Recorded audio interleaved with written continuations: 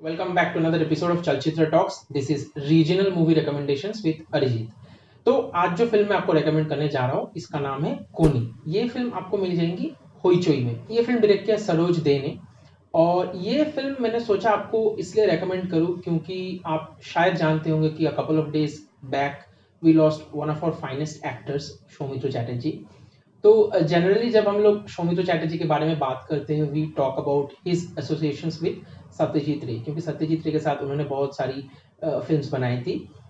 लेकिन उसके आउटसाइड भी उन्होंने अलग अलग डायरेक्टर्स के साथ फिल्म बनाई थी, जैसे कि Tapan Sinha, Mrinal Sen and also with other notable Bengali film directors.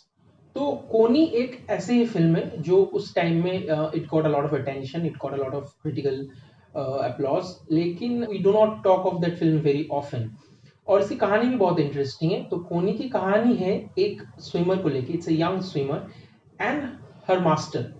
तो the master is played by Soumitra Chatterjee. उनका नाम रहता है क्षितिज सिंह, लेकिन उसमें उसको निकनेम दिया जाता है खिद्दा, सो फॉर शॉर्ट फ्रॉम क्षितिज. और खिद्दा एक ऐसे पर्सन है जो like he is very passionate about sports, specially about swimming, and he is looking for that वर्दी स्टूडेंट जो उतना ही पैशनेट होगा about that sports and will have that kind of determination, resilience. Film ऐसे start होता है कि वो जाते हैं ऐसे गांव में, एकदम रूरल बंगाल में, पॉकेट्स में, और वहां जाके वो ढूंढते रहते कि ऐसे कौन है यंग स्विमर जो मेरे ही तरह है. और वहां उनको मिलते हैं ऐसे बहुत सारे टैलेंटेड स्विमर्स, बट वो देखते हैं कि the situation is very hard वहां पे, क्योंकि they all come from a very poor economical background जहाँ पे दे barely have any income. To be an athlete you need a lot of nutrition and a lot of training.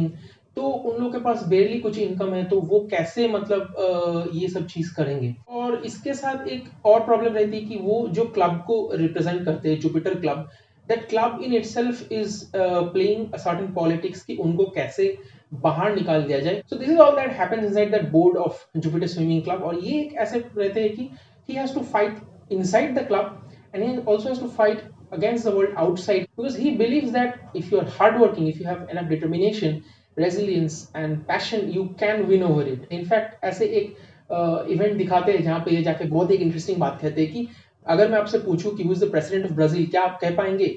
शायद आप में से 10 ही लोग कह पाएंगे. लेकिन अगर मैं आपसे पूछूं कि पेले कौन है, तो all of you will be knowing who Pele is.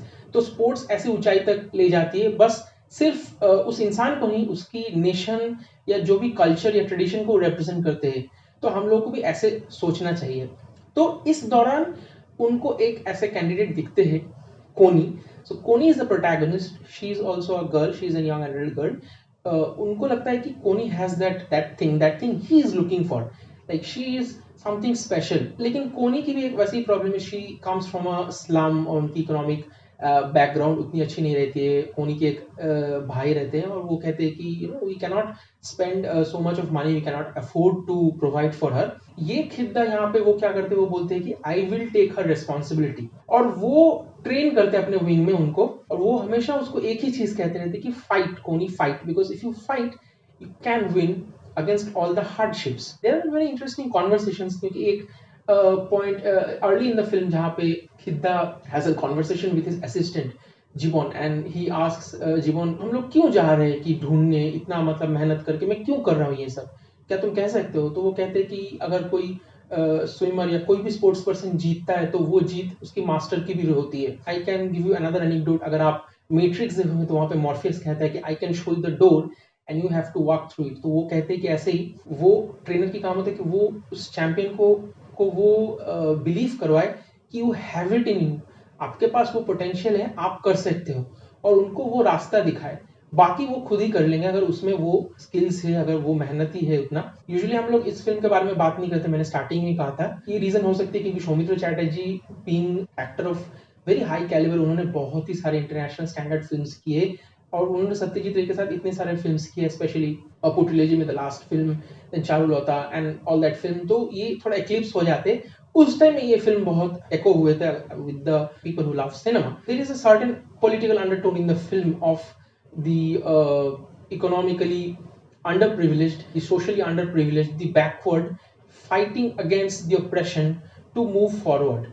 और इस फिल्म में एक कैच फ्रेज है जहाँ पे Koni is like swimming with a competitor and एकदम they are at par and the finish line is just a few distance away and ये बाहर खड़े रहते हैं द कोच खिद्दा, वो कहते हैं कि फाइट कोनी फाइट एंड इट, ये कैच फ्रेज उस टाइम में बहुत पॉपुलर बन जाता है and it has also become very popular with the Bengali audience. अगर हम लोग क्राफ्ट वाइज इस फिल्म के बारे में बात करें तो उतना कुछ स्पेशल नहीं है, लेकिन ये फिल्म में एक चीज आपको अट्रैक्ट करेगी जो है कि इस फिल्म की कहानी। अगर आप स्पोर्ट्स लवर है तो आपके लिए बहुत अच्छी लगेगी क्योंकि there are moments that will feel relatable. जो चीज हम लोग कोनी में देखे थे, बहुत साल बाद हम लोग चक दे इंडिया में भी वही चीज देखते हैं जहाँ पे the sports authority the board they are saying कि लड़कियां क्या करेंगी हॉकी खेल के and Kabir Khan is like saying नहीं नहीं मुझे एक चांस चाहिए। ये फिल्म आपको बहुत अच्छी लगेगी, especially for Shomito Chatterjee's acting. By this time we are all acquainted with how good an actor he is, लेकिन उनके अलग अलग शेड्स भी हम लोग देखे हैं, we have seen him in different characters.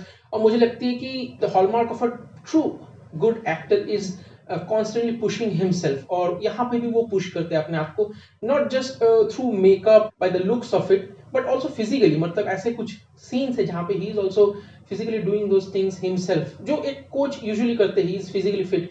तो ये बहुत ही इंटरेस्टिंग मुझे लगा फिल्म के बारे में, और मुझे लगता है कि हम सबको देखनी भी चाहिए यह फिल्म। We are all deeply saddened by his demise, लेकिन मुझे लगता है एक आर्टिस्ट और आर्ट की यही खासियत है कि even after that person is not there, हम लोग उनके काम को देख सकते हैं, we can revisit that work, we can appreciate that work, we can learn from that work, और वो काम, वो कैरेक्टर्स, वो लम्हे, वो हमारे अंदर रह जाते हैं। और मुझे लगता है I believe that's beautiful thing. तो मैं चाहूँगा आप ये फिल्म देखें और बताइए आपको कैसा लगा कमेंट सेक्शन में, और हम लोग मिलते रहेंगे नेक्स्ट एपिसोड में।